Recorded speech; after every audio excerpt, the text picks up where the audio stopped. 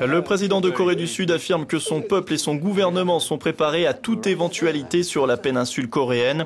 Ces affirmations interviennent après plusieurs lancements tests de missiles effectués par le voisin nord-coréen. Le président Lee Myung-bak s'est rendu en Europe pour le sommet du G8 afin d'établir les ultimes contours d'un accord de libre-échange commercial entre la Corée du Sud et l'Union européenne. Et dans sa première grande interview à la télévision européenne en tant que président, celui que l'on appelle le bulldozer dit également pourquoi il va donner aux pauvres sa fortune personnelle, fortune évaluée à 16 millions d'euros. Monsieur le Président, je dois d'abord vous interroger sur votre voisin, la Corée du Nord, car ces 6 dernières semaines, il y a eu un essai nucléaire et plusieurs lancements tests de missiles. La plupart ont d'ailleurs eu lieu il y a seulement quelques jours. Considérez-vous votre voisin comme dangereux ? Globalement, il existe plusieurs grandes préoccupations en matière de sécurité. Le terrorisme en est une, et si vous regardez certains pays, la Corée du Nord est en effet un très sérieux problème. L'une des préoccupations les plus sérieuses et urgentes est la course à l'armement nucléaire de la Corée du Nord. Si par exemple des armes nucléaires sont sur le point d'être expédiées vers d'autres régimes, alors évidemment que la sécurité de tous sera sérieusement mise en cause. C'est l'une des raisons pour lesquelles le problème de la Corée du Nord est très sérieux. Les lancements de missiles et plus particulièrement l'essai nucléaire ont provoqué une vive inquiétude et une onde de choc à travers le monde qui a été ressentie jusqu'ici en Europe à des milliers de kilomètres de là. Comment cela a-t-il été perçu à Séoul, si près ? Le peuple et le gouvernement de Corée du Sud sont préparés à faire face à toute éventualité sur la péninsule coréenne. Cela signifie être prêt en matière militaire et faire en sorte que le peuple soit psychologiquement prêt à tout. C'est le cas depuis que le pays a été divisé il y a 60 ans. Mais parallèlement, nous ne sommes pas obnubilés par la Corée du Nord. Les gens vivent normalement au quotidien et notre économie progresse comme d'habitude, ce que je trouve très satisfaisant. Comment pourriez-vous qualifier votre homologue de Pyongyang, Kim Jong-il ?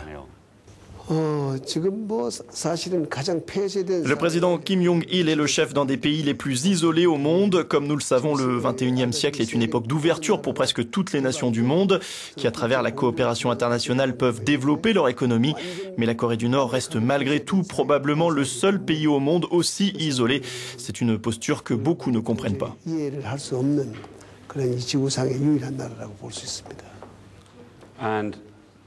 Et d'un certain point de vue encore plus isolé maintenant depuis l'arrêt de la politique de rapprochement menée ces 10 dernières années, comptez-vous adopter une attitude plus agressive vis-à-vis de la Corée du Nord ? L'administration sud-coréenne avait prévu quelques 4,3 milliards d'euros pour aider la Corée du Nord au cours de ces 10 dernières années. Et l'idée était de faciliter l'ouverture de la Corée du Nord, mais cela n'a pas fonctionné. Maintenant, ils ont des armes nucléaires, ou tout au moins, ils essayent d'en fabriquer. Mon administration tente de convaincre la Corée du Nord de venir à la table des négociations. L'un des moyens que nous utiliserons est la récente résolution du Conseil de sécurité des Nations Unies. La Corée du Nord semble ignorer tout le monde actuellement et fait seulement ce qu'elle veut. Quelle est la prochaine étape ? D'abord, je reconnais qu'il y a de nombreux et compliqués problèmes de politique intérieure en Corée du Nord qui influent sur son comportement actuel. C'est en étant conscient de tout cela que mon gouvernement continuera à consolider la coopération internationale, en particulier avec des pays comme la Chine ou la Russie qui se sont déjà positionnés à nos côtés. Ils sont pleinement favorables à l'élaboration d'une solution pacifique à ce problème. Et traditionnellement, plusieurs États membres européens ont eu des relations très étroites avec la Corée du Nord pendant longtemps. J'ose espérer qu'ils vont continuer à s'intéresser à ce sujet afin de trouver une solution pacifique au problème nucléaire. Je pense qu'une étroite coopération internationale nous permettrait d'inciter la Corée du Nord à revenir à la table des négociations. Ça s'annonce difficile, mais pas impossible. Vous êtes en train de négocier un accord global de libre-échange commercial avec l'Union européenne. Où en êtes-vous et sommes-nous loin de sa conclusion ? Nous avons entrepris des négociations avec l'Union européenne sur un accord de libre-échange depuis longtemps et je pense que nous sommes vraiment dans la dernière ligne droite. Bien sûr, je comprends que l'Union européenne doit considérer et prendre note de certaines positions de ses États membres. Quand ce sera fait, nous projetons d'annoncer la conclusion de nos négociations, peut-être pour l'été, en juillet ou en août.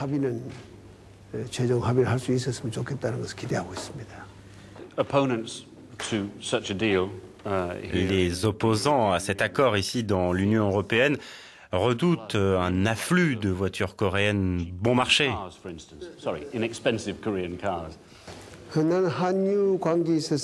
L'industrie automobile n'est qu'un aspect, il y a beaucoup d'autres marchandises, produits ou services qui transiteront entre la Corée et l'Union européenne.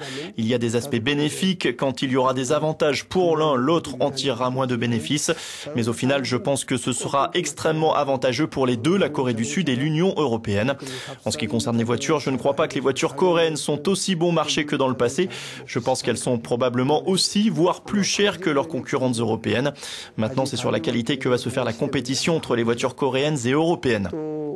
Par ailleurs, un accord donnera aux constructeurs européens un plus large accès au marché coréen. En outre, ils auront une rampe de lancement pour atteindre d'autres marchés du nord-est asiatique et de toute l'Asie. Si vous considérez cela de manière cartésienne, je pense que ce sera bénéfique à la fois pour la Corée du Sud et l'Union européenne. La Corée du Nord fait partie du G20, mais cette semaine, c'est du G8 dont on parle.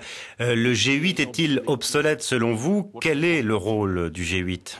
Il existe de nombreux défis globaux et je pense que le G8 n'est pas forcément adapté pour répondre avec succès à toutes les préoccupations globales auxquelles nous devons faire face. C'est pourquoi nous avons le G20 qui comprend les membres du G8 plus les pays émergents, de manière à travailler ensemble via la coopération internationale pour résoudre les problèmes mondiaux et cruciaux. Est-ce que je pense pour autant que le G8 est obsolète? Absolument pas. Je crois que le G8 a un rôle essentiel et une responsabilité unique, mais en même temps je pense que le G20 détient plusieurs clés pour aider à résoudre ces problèmes mondiaux. Monsieur le Président, j'aimerais vous interroger sur un geste qui a été largement couvert et qui est complètement inhabituel pour le chef d'un pays. Vous allez donner tout votre argent. Pouvez-vous m'expliquer? C'est un petit peu embarrassant de mentionner ceci, mais en effet, je me démarque de tous les présidents en exercice en donnant ma fortune personnelle à la société. J'ai grandi dans une extrême pauvreté. Tout au long de ma vie, j'ai été aidé par de nombreuses personnes. La plupart d'entre elles n'étaient pas particulièrement à l'aise financièrement, tout comme moi à cette époque. Et comme vous le voyez, je suis devenu président grâce à la générosité de toutes ces personnes. Maintenant que je peux le faire, je sens que c'est de ma responsabilité de leur rendre ce que j'ai gagné, en particulier à tous ceux qui travaillent très dur et vivent modestement. Je considère que c'est du pur plaisir que je peux donner.